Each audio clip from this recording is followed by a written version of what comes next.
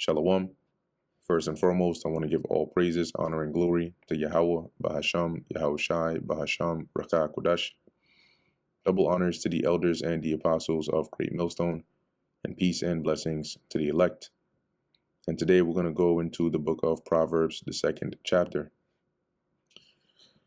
My son, if thou wilt receive my words and hide my commandments with thee. So, and the hiding is in the sense of like if you had treasure, how you store it up. That's what he means by that.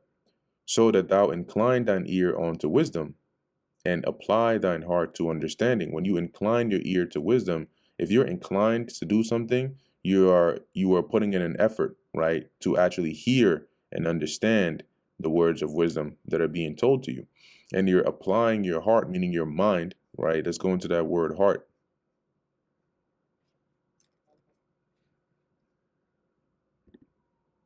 All right, it says here, lab, which is the inner man, the mind, the will, the heart, understanding.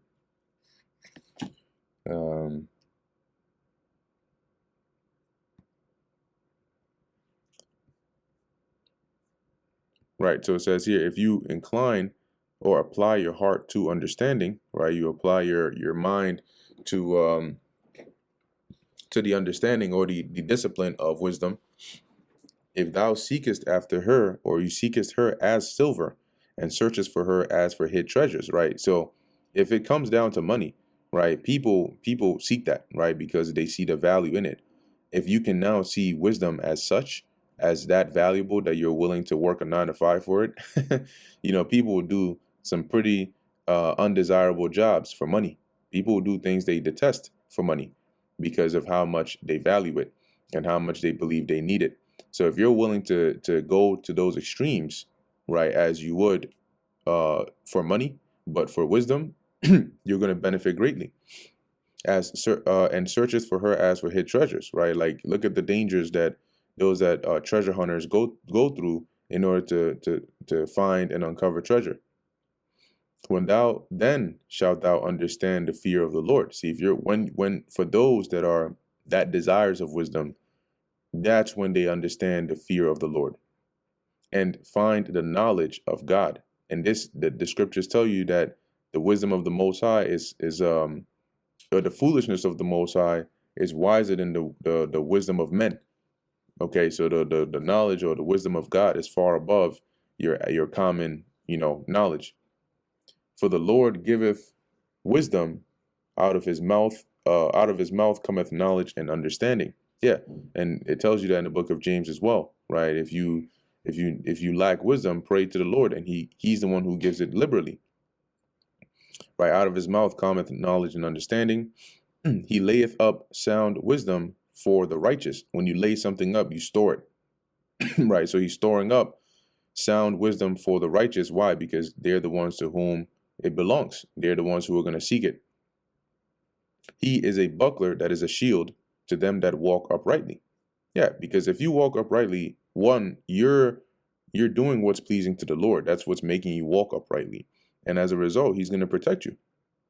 He keepeth the paths of judgment and preserveth the way of his saints.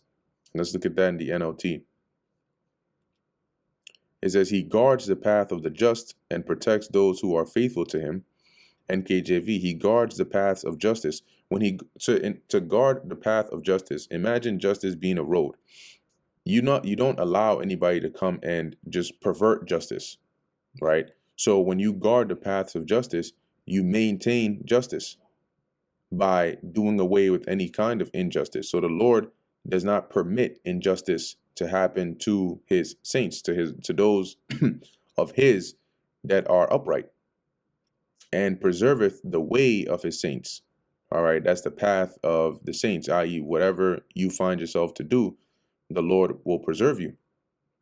Then shalt thou understand righteousness and judgment and equity, yea, every good path. Right. So going back up, he's saying, if you are to seek her, right, as silver and search for her as hid treasure, then you'll understand righteousness and judgment, because you'll eventually start to grow and your mind will start to expand, and you go through different experiences from a perspective of a righteous individual, and you'll start to have a greater understanding and appreciation for what it means to be righteous, and better understand judgment and equity, yea, every good path. Then when wisdom entereth into thine heart, and knowledge is pleasant unto thy soul, because eventually that's what will happen, right? As you're seeking wisdom, you'll find her, and it'll enter into your mind, and it'll start to sup with you as through the Spirit of the Lord. And the desire of knowledge is going to be pleasant, right? Knowing, learning, and growing is going to be a beautiful and sweet thing to your soul. Discretion shall preserve thee, understanding shall keep thee. Yeah, because one that lives life without discretion is like a fool that doesn't look well into his going. And eventually what happens? They perish. But if you use discretion, you're cautious, you know, you stay out of trouble, you think through before you act, you'll live longer, right? You'll be preserved from unnecessary dangers.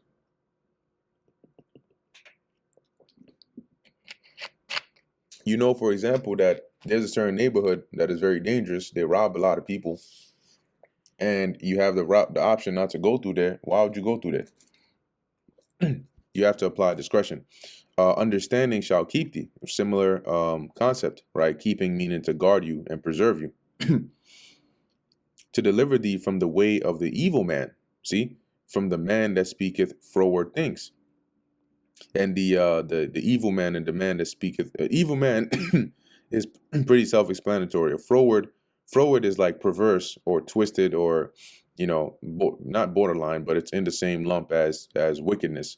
All right. So in applying discretion and understanding, the Lord will keep your ways to where you don't end up at the mercy of evil men or those that speak froward things, right? And we know now the ultimate evil man, as we see, or let's say a nation of people that have truly learned to embody this, and not exclusive to them, is Esau, Edom, right? The Edomites today, but not exclusive, because our people are right up there with them. But the Lord delivers the righteous from them all. Who leave the paths of uprightness, talking about those that speak froward things. They leave the paths of uprightness to walk in the ways of darkness, right? So they would rather not do what is right because of their desire for what is wrong. That is walking in the ways of darkness. Who rejoice to do evil and delight in the frowardness of the wicked. They don't feel bad when they do evil. It gives them a little adrenaline rush. They feel like they're powerful. They boast about it, right? And they delight. They have fun in frowardness of the wicked, whose ways are crooked, and they froward in their paths. And let's look into that word froward. Get some synonyms on that. To depart, to turn aside, to go wrong, right? Devious, perverse. So they depart, they go aside from righteousness. And as we're reading here, whose ways are crooked. So their paths, whatever it is they set their minds to do, it's crooked, it's wrong. And they froward in their paths. So once again, it's reiterating the same point, right? Their path, the things that they wake up, their plans and their agenda is twisted, it's perverse, it's off the path of righteousness. To deliver thee from the strange woman, even from the stranger which flattereth with her words. And this is dealing with what wisdom would do for you, right? It'll deliver you from the evil man, and it'll also deliver you from the strange woman. Now, in this chapter and also the subsequent chapters, what Solomon does here is he speaks concerning the dangers of the strange woman, which on a literal sense is dealing with like actual women that you have to be careful of, like wicked women. And he goes into some accounts of them, seducing, right? How they can be very seductive in leading you into adultery or a fornication that can ruin you. But, in the same vein, dealing with wicked philosophies, right? Just to put it, for lack of a better word, or deviating from the path of righteousness. And that all really comes by a way of living, right? Which we liken onto doctrines or philosophies. So because everybody lives by some doctrine or philosophy. Some people live more disciplined by their own, what they will call moral code. Some live after the ways of the Stoics, and some live after the doctrines of their religions. These are all ways and philosophies, the doctrines and philosophies. So even those that don't think that they live by one, they do. And so the strange woman, right, is applicable in both sense. On a philosophical level, right, dealing with left hand wisdom and also dealing with actual women. But wisdom will keep you away from both. Wisdom will give you the ability to discern an actual physical woman that is a danger to you, and a wicked way of life, or left hand wisdom that can pervert your knowledge and cause you to go astray. So she will deliver you from both strange women. Even from the stranger that flattereth with her words. The flattering with her words goes into seduction, right? And you can be seduced with the false teachings, as when you read in the New Testament, that was one of the main things that were warned of by the apostles and even Yahushua himself, that you have people that are really good with their words, and they can sway you and deceive you, one, by getting you to not believe what you're believing anymore through what it seems like are holes in your belief, and those holes are actually, answered by following their beliefs, a better way of living. And then also in the literal sense, women can be very seductive, right, with their words. A lot of people get caught up in these situations because of that. It says, which forsaketh the guide of her youth, and forgetteth the covenant of her God. Let's read that in the NLT. Is that she has abandoned her husband and ignores the covenant she made before God, right? Going into her marriage. And so a woman like that is more than capable, all right, of seducing you, right? This is what she does. She's prone to adultery. Okay, that's her hometown. So you got to watch out. Okay? It says here, for her house inclineth unto death, it leads unto death, and her paths unto the dead. So her house, where she will take you back to, is a path that will lead you to destruction. Both in the sense of, if you are swayed by a left hand doctrine, where's that going to lead you to? It's going to lead you out of the house of the right hand wisdom and into the house of death. And you'll start to do things that are contrary to what the Lord desires, and eventually you'll bring destruction upon you. Likewise, if you are swayed by a wicked adulterous woman, what's going to happen? You're going to find yourself in a situation one day where a man or somebody pulls up, and now you hiding under the bed, and he's looking for you with his pit bulls and a shotgun in his hand, right? And now you get two cheeks bit off with 3 bullets in your chest. Okay, either way, it leads on to death.